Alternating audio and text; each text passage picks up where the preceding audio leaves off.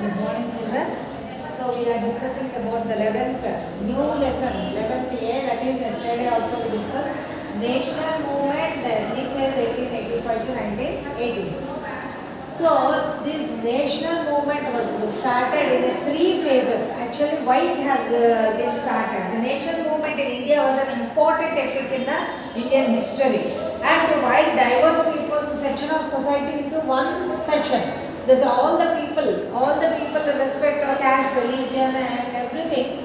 They're all started one movement that is called this national movement. For what? There is a one motive, common motive for everyone, that is national movement for freedom, to get rid of from the British policies and British people. Okay, so this national movement was happened in a stage wise. There are the early associations and then it's moderates, and after that moderates the period is extremist period. After that Gandhian era, like that the people are in a different stage, in a different phases. This is different phases the people were started this struggle. So in this phase 1885 to 1980, this is called early phase. Early associations. What are the early phase? We'll see. After English education was started in India, so many people were after English education introduced during the last 19th centuries in some major cities like Bombay, Chennai and Madras. Bombay, Madras and Calcutta, a new consciousness began in the people. So what is this new consciousness? The intellectuals of that time, they opposed completely. What they opposed, whatever the inequalities, and what they wanted a democratic country, and whatever the injustice happening with the British, by the British, whatever the injustice happening, this is all they wanted to get rid of from the British policies.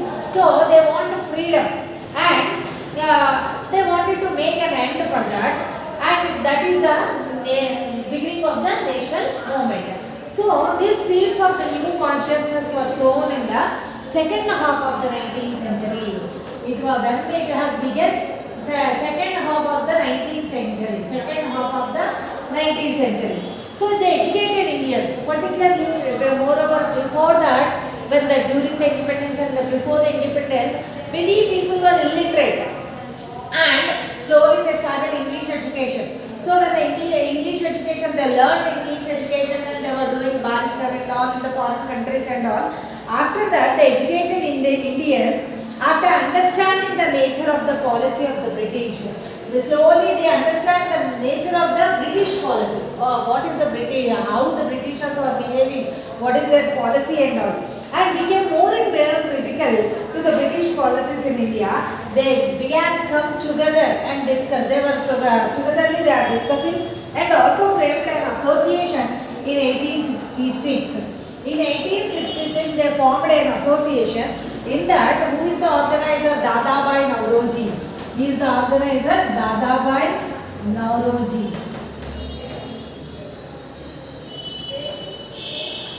Dadabhai Naoroji. And the East India Association. What it is called? It is called East India Association. East India Association.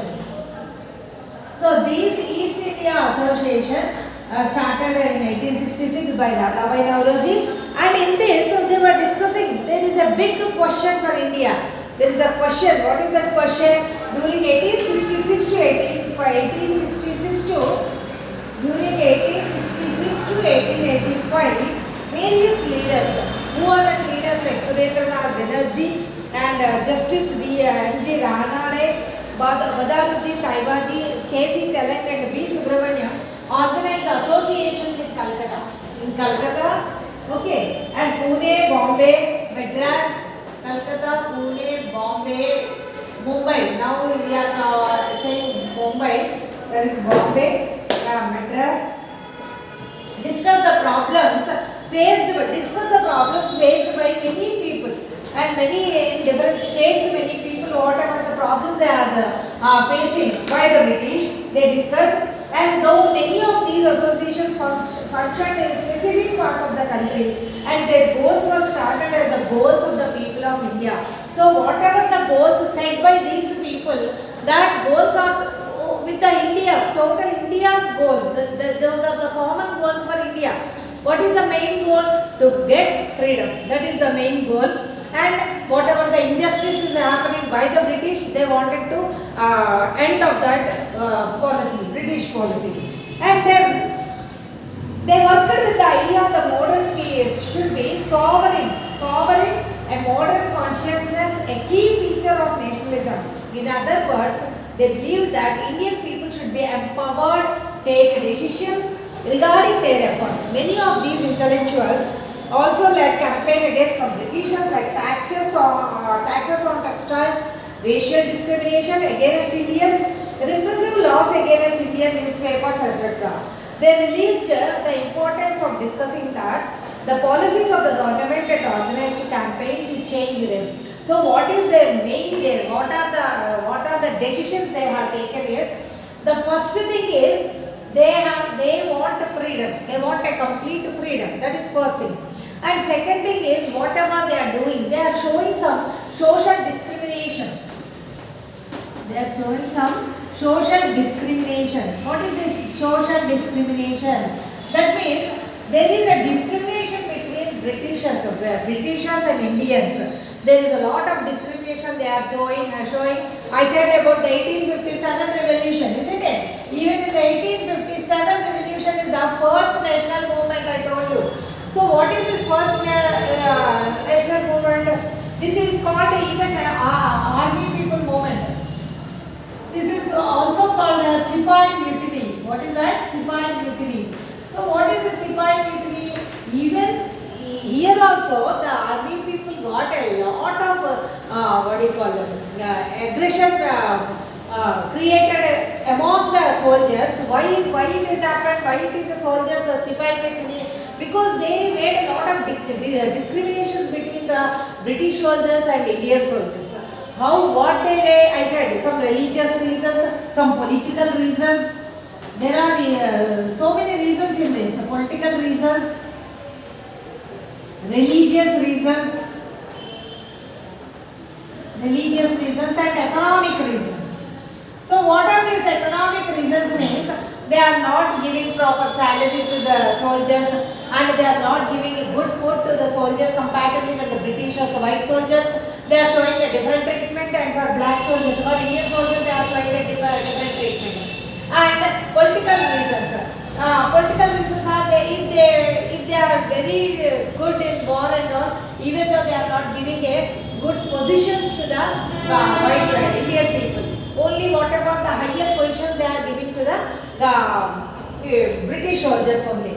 And the religious, here there is a lot of differentiation happened. These religious reasons are, there are so many religious, related to religion. Actually what happened when they were, every alternate day they have to cut their beard, moustache and haircut. But every alternate day they have to do, that is a policy in the military, isn't it? But what the thing is here, we have some sentiments regarding our, related to our religion. We should not cut our beard, we should not cut our hair in some auspicious days like Tuesday, Friday, we will not cut. So such a time that they forcibly made to cut.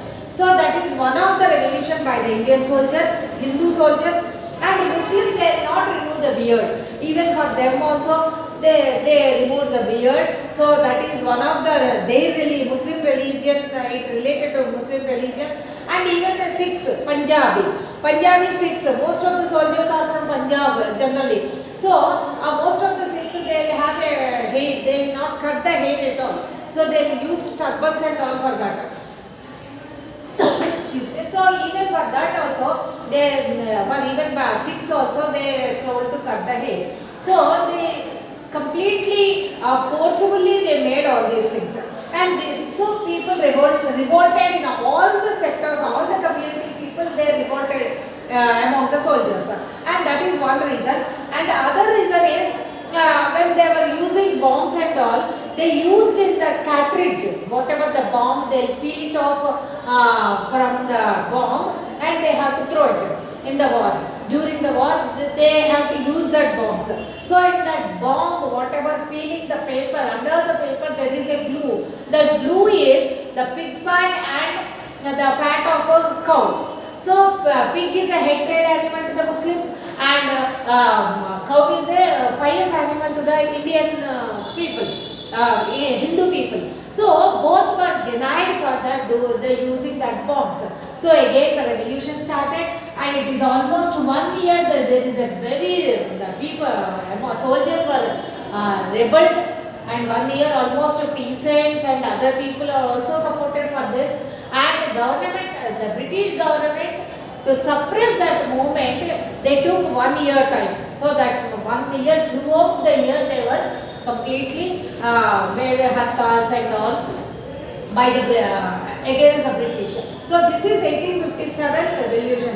Then that will be continuing here. That is the first national movement, and again it was continuing like that. And even people are also for a common needs they supported even the those people, British soldiers. And then one more important thing is the British policies like taxes on textiles and racial discrimination. Taxes on textiles. There are more taxes on the textiles. You know what is textiles, okay? And racial discrimination against Indians. Repressive laws against Indian newspapers. Generally, I told you Swadeshi and Videshi. This is an Indian newspaper. They are completely stopped the Indian newspapers. Why? Because in the Indian newspapers, whatever news is coming, that is favorable to the Indians and against to the British. So they totally condemn the press of the freedom. Press of the freedom. So newspapers, everything they completely banned. And one more thing is newspapers, they are not allowing to print the newspapers, Indian newspapers. And they realized that importance of discussing the policies of the government and organizing campaigns to change them. So why they did all these things? Because when the newspapers are widely spread and people are different nook and corner, people also will come to know what is happening in India and why the British, how the Britishers are exploiting Indian people, and what is the discrimination between the people. These are all people can know. That's why they stopped that Indian newspapers, and even taxes more on textiles and the discrimination between the people. These are all created. So these are all the common goals to against the British. All the people had a big movement that is called this national movement in the early phase 1885 to 1918. Next is the Indian National Congress, the modern phase. 1885 to 1905, all these provisional nationalistic intellectuals come together in the first session, and in the National Congress, INC at Bombay in December 1885. The section was presided over by W.C. Banerjee with 72 delegates from different parts of India. So here what happened, the National Congress, again they started National Congress. This is the moderate phase. First of all, early associations we learned. Then this is the second phase with the INS leaders, Indian National Congress leaders. The Indian National Congress phase, INC, is phase from 1885 to 1905. This is the moderate phase. Okay. This is the second phase of freedom fighter. In this moderate phase, what they did? So Dadabhai, W.C. Banerjee and attended by with 72 delegates, 72 people all over India, different parts of the India. The early leaders Dadabhai Nauroji, Mehta, Tayebbaji, W.C. Banerjee, Surendra Banerjee, Ramesh Chandra Dutt, Subramaniam Iyer among and A.O. Hume, a retired British official. Even some Britishers also supported us, and retired British officials, and these are all played an important role to establishing the Congress. This is the INC, Indian National Congress. And after that, they decided to hold Congress sections in different parts of a country every year, and not to pass any resolution which was objected by any religion group. So the second major objective of the early Congress was to create a common political platform program around which political workers in different parts of the country could gather and conduct their political activities educating and mobilizing people in all India basis. This was to accomplish by taking up those grievances and fighting for those rights which Indians have a common in relation to the rulers. They studied the grievances of the people and wrote appeals to the government and also used them to educate the people about their political rights. So our people were half of the freedom fight, till half of the freedom fight. Many Indians are not aware of what was happening in India at that time. So they are so innocent and uneducated. So such a time, whoever the people they are got some awareness regarding this Indian freedom movement and all, they are all the different delegates, 72 members and again many more educated people. They scattered all over India and they are making people together and they are explaining them. They were explaining them what was happening in India and how to get rid of from that, how to quit British people from India. These are all they were explained and they mobilized and motivate the people. They mobilized and motivate the people. That means they encouraged the people and what to do and how to get rid of from the British. These are all they were explaining. And mainly they said you have to revolt. Wherever you are suppressing, in that particular places you have to revolt of the British. Whatever happens at any cost, you have to revolt. Such a and they explained about the political rights. What are the political rights? We have a right to vote. We have a participate in the elections.